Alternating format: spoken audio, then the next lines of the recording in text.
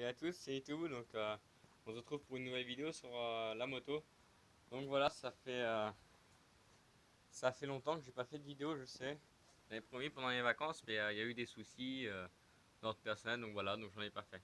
Donc cette fois, je vais parler de quoi? De débrider sa moto, une 50. Donc comment débrider une 50? Comme tout bride sur le temps, il y a plusieurs moyens qu'on ne trouve pas sur les 4 temps. Les 4 temps ne sont pas bridés en fait. Mais ça sera un autre sujet qu'on fera quand j'aurai ma 125. Bientôt. Donc voilà. Donc principalement pour débrider votre 50, comme tout le monde sait. Donc là, c'est pas le pot d'origine, mais sur le pot d'origine, vous avez une chicane là. Voilà, à ce niveau-là, vous savez, tous ceux qui ont une moto vont savoir de quoi je parle. Une chicane là. Donc sur cette chicane là, vous allez me dire, ouais, faut la couper et tout. Pas forcément. Tout dépend ce que vous cherchez comme débridage. C'est comme. Donc là, je pars sur un Euro 3. Si on veut débrider partiellement, ce qui sera quasiment autant que débrider force que débrider totalement, si on n'apporte pas les modifications que je montrerai après. Donc je pense que la vidéo va se situer en deux étapes parce que c'est assez long. Donc dans votre bride d'échappement, comme bride d'échappement, il y a quoi? Vous allez pouvoir retrouver ça, qui est le Doppler, mais on en trouve plein. Donc ça, c'est la bride qui est à l'avant.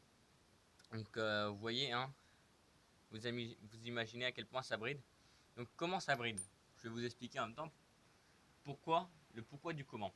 Tout simplement, ça va brider par la vitesse de sortie des gaz. C'est pour ça que quand on me dit faut avoir un échappement court, ça va plus vite, ça n'a rien à voir. Donc ça va brider la vitesse des gaz. Donc il y aura moins de gaz à pouvoir sortir par un trou comme ça que par le diamètre de l'échappement qui est normalement comme ça. Donc vous voyez, ça bride beaucoup. Donc une fois qu'on a enlevé ça, hop, tout le gaz qui est censé s'échapper par là pourra s'échapper par un trou comme ça à la place. Donc il y aura beaucoup plus d'inertie de gaz.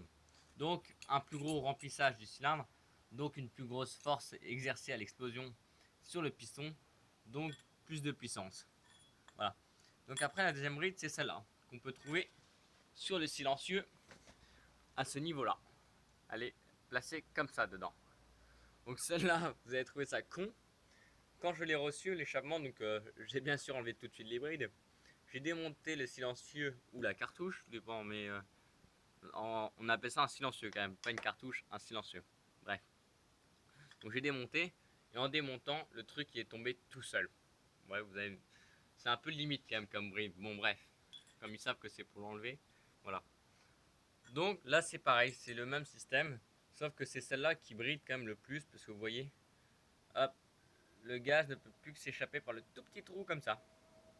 Donc là, ça freine vraiment beaucoup les gaz. Donc voilà. Donc ça, c'est des brides d'échappement. Donc après, je vais vous parler de plein d'autres trucs pour améliorer la vitesse. Donc ça se verra dans une autre vidéo. Donc là, je vous ai expliqué les brides d'échappement.